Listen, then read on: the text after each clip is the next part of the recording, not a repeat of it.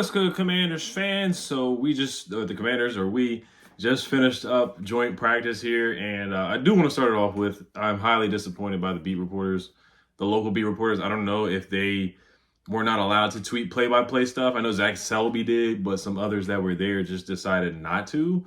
They decided to tweet more about Bon Jovi and Jason Tatum and Patrick Chung and some other Boston local media or local celebrities rather than tweeting about actual action, which was very disappointing. And the Patriots beat reporters tweeted out more stuff. And I may post some clips that I did see. I saw some clips online. I posted a clip. If you follow me on Twitter, I posted a clip where I was about to say JCM, but Jacorey Brooks. So Jayden throws a jump ball to Jacorey Brooks, and it basically is a play that Terry would come down with. Now the corner made a good play. He made a heads up play on it. But Jayden does one of his patented nice touch throws to the end zone where he gives you a one-on-one chance with the corner, or Terry gets a one-on-one chance with the corner. Like, you look at the Ravens game, you look at the Cowboys game against where Marcus Mariota threw it up to him, and Terry caught the game-winning touchdown. You look at the Stephon Gilmore catch from a couple of years ago, and that's a catch that he brings down. So I may put that in the intro. There's another play where Chris Moore just falls down and doesn't catch the football in the red zone from Jayden Daniels. But Jayden does make a nice pass to either Luke or Deebo. Somebody posted that on social media. On Twitter, I couldn't tell whether it was Deebo or Luke. Yeah, and then Marshawn got beat on a play by Kayshon Boutte or Boots or however you pronounce his last name. And look, I'm not ragging on Marshawn. And it was a tough throw by Dre Maker. I'll preface that. Like I said, I'm going to try to put these clips in there. I don't know if I have a lot of time to do it today. But, I'm still optimistic on Marshawn. And just like with Mikey, Mikey was losing to Demario Douglas today. But that doesn't mean I don't have faith in Mikey. Like, Demario Douglas is a really good receiver. Like, he didn't put up big numbers last year, but Demario Douglas is a darn good slot guy. And remember, Mikey struggled a little bit against Chris Godwin, but he did a good job against Devontae Smith. He did a good job against A.J. Brown.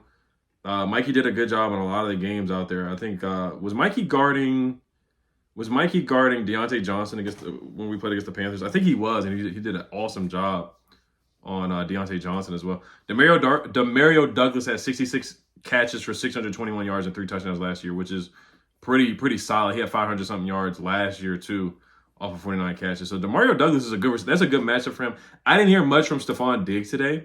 I'll say that. And this is before I get to the play-by-play from things that we've heard. I heard JP Finley and B. Mitch, they were like the only ones that really gave information because they were there in person and they were reporting.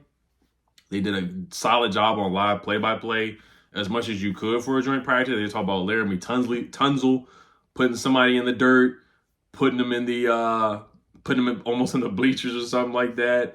Marshawn Lattimore got in a fight with Kayshon Boutte. We knew that was going to happen. We knew Marshawn was going to fight somebody and crash out. Mike Vrabel got to the bottom of a pile in a fight. Like, he was involved in a fight. Now, I tweeted, I said Jeff Van Gundy style, but we know Mike Vrabel would not be hanging on to somebody's leg. Mike Vrabel, if he was in a fight, he definitely would be jamming some people up for sure. But that's the most part from what we really heard. B-Rob had a good day, and this is what I'm going to say before I get into it. And then also the surgical talk. And this is from a Patriots beat reporter that put this out. He said, this is from Ben Volen. He says, Jayden Daniels is absolutely surgical. And 11 on 11, never misses a read. Never misses a read. And he was connected with Zach Ertz a lot. He was cooking Kyle Duggar. My guy, No Yak Zach, getting it done again out there. And then I do want to start with the people that were out, though. The people that were out. I do want to talk with the people that were out. So, like, Jordan McGee did not travel. Who else didn't travel? Of course, Terry didn't travel. Noah Brown didn't play. He didn't travel. So Terry was playing without his top 2 receivers. And this is what it's been through camp. And he's had to throw the ball to Chris Moore and Jacorey Brooks and guys like that and still get it done. And he's still out there getting it done. Where is the tweet out? Okay, so 7 players did not travel to Foxborough. Sam Cosmi and Terry McLaurin. Wide receiver Noah Brown. Left guard Brandon Coleman, who we knew was injured or hurt the other day. Quarterback Marcus Mariota, who was like a lower leg strain. So he's not going to participate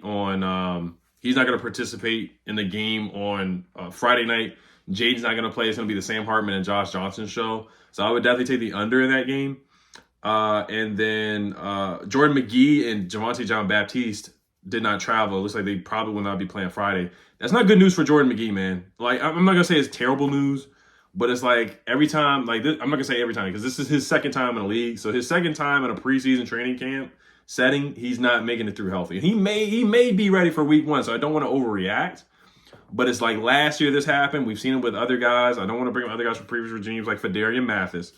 But, sometimes when you get that injury tag on you, it's tough to get it off you. So I am wishing him the best. I do think he's going to have a good sophomore season, but he's just got to be on the field. Javonte John Baptiste. Noah Brown is somebody to monitor too. How serious is the injury? But we've seen we've seen Dan Quinn do a good job with resting guys or monitoring guys and kind of ramping them back up, having them hit all the markers like he says all the time. So I'm not too concerned about Noah, but of course he needs to be our wide receiver number 3 instead of wide receiver number 2. Deebo made a big play today, a contested catch. A Patriots beat reporter said that Deebo had a good day today too, so I'm going to read that. But like I said, our media did not put out much. We didn't hear Jacorey Cross-Humera anything from him or Jalen Lane, some other guys, Luke McCaffrey, Ben Sinnott. Like, we just didn't hear much. I think maybe some of the local media is gatekeeping so we can listen to their channels and articles and stuff like that, which I get. The game is the game. But you definitely still have to update people of what's going on. Like I said, why did every Patriots beat reporter have all these play-by-play stuff? Talking about Drake May went 9 for 12 and 20 for 25. Josh Dobbs did this and that. And all this. Travion Henderson had a good day and stuff like this. Like Antonio Gibson made a good play. So, I mean, like, why couldn't we get that from our guys? Why couldn't we get that from our guys? All right, so let's get to the play-by-play here. So Kevin Moore tweets out, Zach Ertz still very good. Mitch Tischler did do a few play-by-play tweets here. He says, Josh Connolly is having a good practice today, working across from Christian Barmore. And Harold Landry, he's shown quickness and good recognition getting to free blitzers. So remember, Harold Landry is a guy that I wanted us to trade for when he was on the Titans. And Mike Vrabel signed Harold Landry because it looks like they do have a history together. But Josh Connolly did a really good job against one of the top pass rushers in the NFL against Harold Landry. So that is good to hear from Mitch Tischler. Let me read some more of the positive things here before I move on to some of the negative things from the secondary. Mikey did get an interception. It was a tip pass from Bobby Wagner, so that is good news. Mikey Sanders still bouncing back there and making a play in the red zone drills. Henry McKenna says in red zone 7-on-7, Deebo Samuel ripped a TD off Patriots cornerback Marcus Jones' helmet for a toe touch touchdown on the left sideline. Jayden Daniels on the throw. Josh Johnson did throw a touchdown pass to Jacoby Jones in the red zone. And this is like some Boston Twitter page said that was Jayden Daniels on a tweet. Like, I don't know if you guys saw that on Twitter. That was hilarious. They got Josh Johnson confused for Jayden Daniels. You know the reputation for Boston. You know the reputation for Boston. So I'm not surprised that they got 2 black quarterbacks confused because we know how Boston gets down for sure. Henry McKenna says perfect ball to Travion Henderson in the corner of the end zone. A drop, rare low light for the Patriots rookie running back who has otherwise been great. I heard he beat Bobby Wagner on that play. We know Bobby Wagner is not the fastest guy anymore like he used to be. Zach Cox says Drake May went 9 for 12 during the first round of 11s. Completions to Demario Douglas, Hunter Henry. Like the Patriots, they do have weapons. I was reading their depth chart yesterday to you guys when I did the preview. Hunter Henry, Austin Hooper, Mac Hollins is a good number 4 receiver in this league. Travion Henderson is a dog. Ramondre Stevenson is a solid back in this league. Antonio Gibson is a good, where his role is right now is probably perfect for him with the Patriots, not being a starting running back, just being a secondary running back or a gadget guy or whatever they use him as. Demario Douglas is solid. Stephon Diggs is still very good. So they have good players on their team. They really do. Zach Cox says Josh Dobbs was 13 for 15, a lot of separation by the pass catchers versus Washington DBs. So we didn't hear Trey Amos's name at all today, which is odd. Every time he practices with us, of course, he's going up against Luke McCaffrey, Chris Moore, and Jacorey Brooks, he's locked down. So that's why I really want to see him against Jamar Chase and T. Higgins and guys like that, because that's who he's going to be playing against, especially in the NFC East, where there's some dogs on the other team. There's some dogs. Every team, the Cowboys got dogs at receiver. Like, whether you like the Cowboys or not, they got dogs at receiver. Whether you like the Eagles or not, they got dogs at receiver. Whether you like the Giants or not, they got dogs on their receiving core. Or a dog with the Giants, Malik Neighbors. So that's the competition that Trey Amos is going to have to be 6 games out of the year. You got to play against dogs like that. And that's not including the other teams that we're going to go up against that have really good receivers on the outside of the divisional schedule. Let's see here. What else really stood out from the tweets? Because there's so many tweets. I'm not going to read everything here because there's just so much. 2 plays later, Drake May finds Hunter Henry in the middle of the end zone. Drake May also ran for a touchdown in red zone drills where it was like he parted the Red Sea and it was wide open. So the defense has some work to do. I do like that we forced a turnover. Lake Lewis Jr. says I had to let DC know that Laramie Tunsil is up here at joint practices manhandling folks. He's a stone wall. The youngster Josh Connolly Jr. is having a day as well. So that's the most positive I got out of it, is that our offensive line looked good. Josh Connolly had a good day. Laramie Tunsil was throwing guys around, body bagging guys. So I love that with a passion. Let's see here. B-Rob was fired up today per Zach Selby. He had a couple of really nice runs and has been trying to get his teammates hyped up in the huddle. I love that from B-Rob. Everybody says I hate B-Rob. You know, I'm not the biggest fan of his game, but when he's rolling on all cylinders, that's when we win games. Like look at the Titans game that we won. He had a good game that game. The Panthers game we won. He had a good game that game. The Cardinals game when we blew them out, he had a good game. The Giants game that we won 21-18, he had a good game. There's a lot of games that we won that he was a strong contributor in those wins. I'd rather see B-Rob have a good day than not. I want to see him get more than 700 yards rushing. I want to see him get 800 yards rushing in a season. Like, why is Tyrone Tracy as a rookie coming in already and get 800 rushing yards? When 3 years that B-Rob has been here, he's never touched 800 yards. I get it, the injuries and whatnot. And I think B-Rob's a good player, but I just think there's better out there at the running back position for sure, and JCM may be that guy. Don't want to get too ahead of myself with JCM. And maybe like they said, they wanted to play more of the starters than some of the backups. Like maybe JCM just didn't do too much because he didn't get a lot of reps. I'm not sure, but they just didn't tweet much about JCM today. But Deebo had a good day. It's great to hear about that. Zach Selby says watching Tunsil and pass pro is such a work of art. He just put Keon White into the ground with little effort. Let's see here. JB Finley says, I get the Pats aren't the 85 Bears, but the Commanders' offensive line has looked terrific. Wiley and Connolly playing well. Tunsil dominant. And remember, Christian Gonzalez did not play today either. So, the receivers, and Nikki Javala tweeted this out. She said that, where's her tweet at? Michael Strachan continues to high point the ball well, though did have a drop early in practice on an underthrown ball. So he did make a good play today. Nikki Javala says, the Commanders' lack of depth of wide receivers is concerning.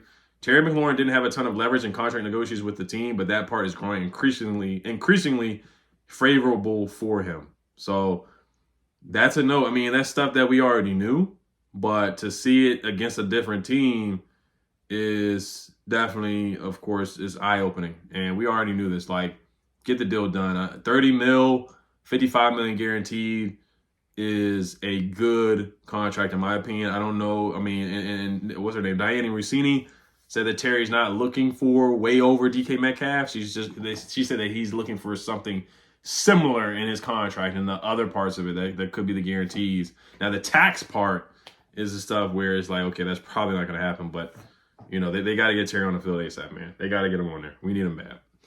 We're not making a Super Bowl run without Terry McLaurin. It's just not happening. Like, you can say Jayden's great. Yes, he's a great quarterback, but you got to have the Joes playing with you, man. Like, I like Chris Moore. I like Jacorey Brooks. I'm rooting for him.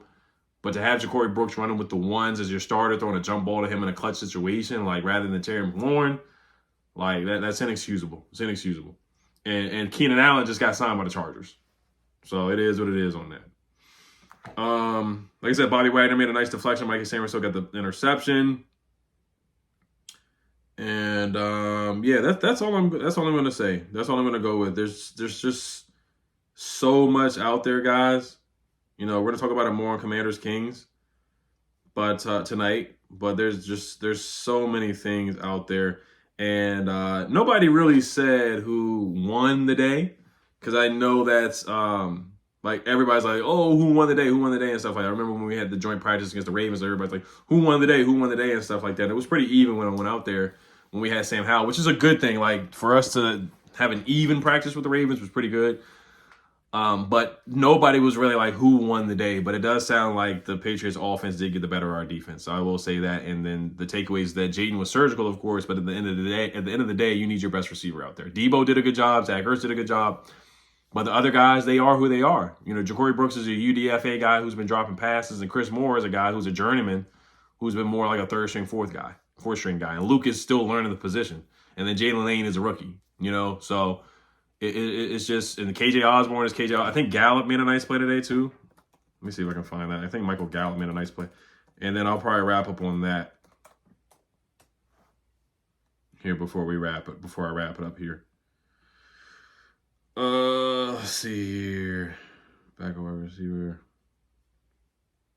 Michael Gallup just made a nice catch from Josh Johnson and lowered his shoulder on a Patriots DB. So once again, that's with the second team. You know, that's not even with Jayden Daniels. That's with the second team. So, but like I said, I wish we would have heard some more about like Jalen Lane and some other guys. Oh, so nice throw and catch from Daniels to Jacorey Brooks on the 7-on-7 drill. Brooks had the one-handed grab in the end zone. So he did make a play. Jacorey Brooks did make a play today. Oh, Kane Madrano was in good position to make tackles on back-to-back plays. The rookie does a good job of sticking with pass catchers and coverage and breaking down to get stops.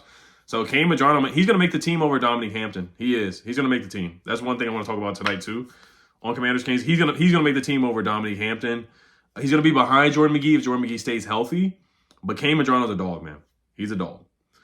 Zach Selby also says the connection between Jayden Daniels and Zach Ertz is a cheat code. Tunzel is really, really good. And first 11-on-11 period for the offense, JD5 was 3 of 3 with completions to Zach Ertz. So basically, he's had to zero in on Zach Ertz because other guys are probably not getting open or getting separation like Terry McLaurin did. So, but all right, you guys, I'm going to wrap it up there. You guys have a good one, and I'll see you guys tonight on Commanders Kings. Hail to Commanders. Peace.